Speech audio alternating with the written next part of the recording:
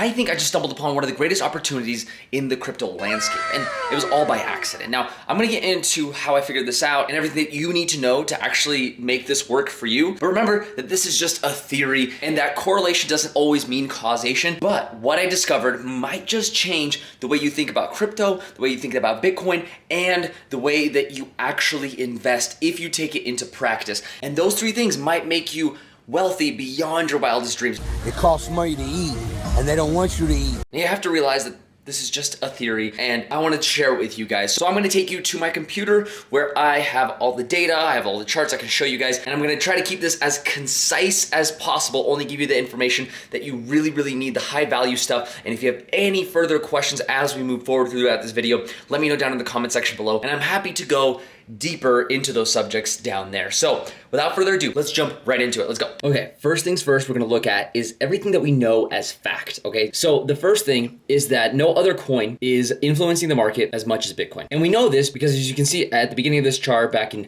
2013, Bitcoin had an overall 94% dominance in the crypto markets, right? In terms of all the value that is in crypto, again, 90% of it plus. And of course, since that time, we've seen, a decrease in that mainly because new coins come onto the market. There's a lot of hype around them. And over time, use cases start coming around. This is where Ethereum got really close to getting at least to the same point as Bitcoin in terms of total dominance.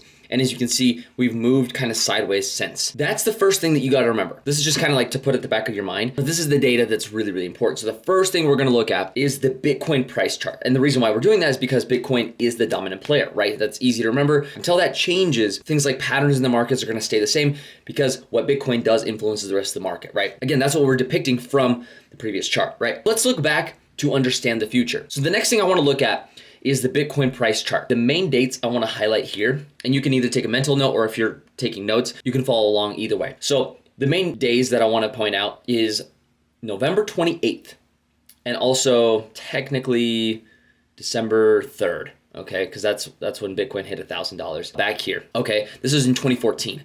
So Bitcoin hit $1,000 between 11/28 and 12/3. Okay, then about 4 years later, December 15th, 2017, exactly 4 years later, we had another high. It was around 20,000 on this graph. It shows 17, but it was around 20,000. And then November 11th of 2021, technically 3 years and 11 months later, we had another high. Again, it was around 69,000. This shows 64. So what are we depicting from that? The highs happen about every 4 years. That's very interesting. And so now let's look at the lows. So let's look at the last two cycles. So last two cycles, this is what happened. We had a low about 1 year from that date, right? So the date was 12/15/2017, and then we went all the way down to about $3,000, 12/13/2018. So pretty much a year later, minus 2 days, right? We had from the high to the low, 1 year later. Now, we're gonna take a look at Bitcoin today. Now again, this data, I wanted to make this video as soon as possible because what we're seeing is if this pattern actually holds up to be true, which I think, and maybe you agree with me, so far we've seen a very similar pattern. Here's what I'm talking about. And obviously we won't know if this is gonna be true or not until this pattern plays out. But if it turns out to be true and you're watching this video right now and it turns out to be true, well, then you can make a lot of money by doing so. Now again, not financial advice or anything, but just wanted to point this out. So again, remember, December 15th happens, super all-time high. Next December on the 13th, we have an all-time low. So now we had an all-time high of 69,000, technically says 64 on this chart, but I zoomed in, but it's 69,000 right here on 11/11. And 1 year later, what happens? We have a huge drawdown. Now, this shows 17,000, which is where we're kind of at today. Realistically speaking, if we go to the 7-day chart, you'll see that the low was around 15,000, okay? 15.7, 15.6, depending on what exchange you were at. It's around 15.5, 15.6, 15.7, okay? And we had the all-time high exactly 1 year ago. Based off of previous data, we can see we have a high about every 4 years, and then we have a low after that high in about a year or so. Right, at least that's what the last two cycles, and this one, we'll have to wait to see if it holds true or not. But if it does, then you might have stumbled upon a natural phenomena in the crypto landscape, especially when it comes to Bitcoin. So next, let's look at what to expect maybe. You have to remember the maybe. Because this might not play out. This is just a theory. This is just something that, I stumbled upon and I want to share with you guys on this channel. Again, I'm not a big conspiracy theorist, but I am by nature a very analytical person. I did data analysis for a long time, so this is very interesting to me. So is this time different? I don't know. But what I do know is that if we took the information that we learned from the last, 2.5, 3 cycles, we can gather that this next slide is what might happen in the future. And this is my overall market prediction. The first thing I want to look at is when we will likely fall to all-time lows again. So based off of the charts that we saw before, a year from the all-time high would be November to January. I'm giving myself a little bit of room for error in terms of, exact preciseness, because we did look at it and it was about a month off. Every cycle was a little bit different, but overall 4 years for the highs and then 1 year from the high to the low, right? So November, January of 2022, January of 2023 is where we'll likely see the lows for Bitcoin.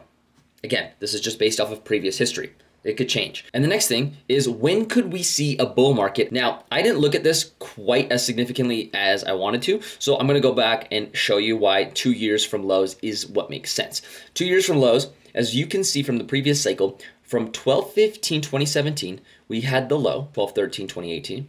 From here, at what point do we reach these levels from the lows, right? From the time span.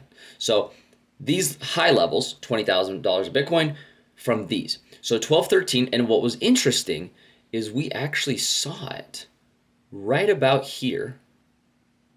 12/3/2020, we had a $19,000 Bitcoin. And again, this chart doesn't show it, but this was around where this was.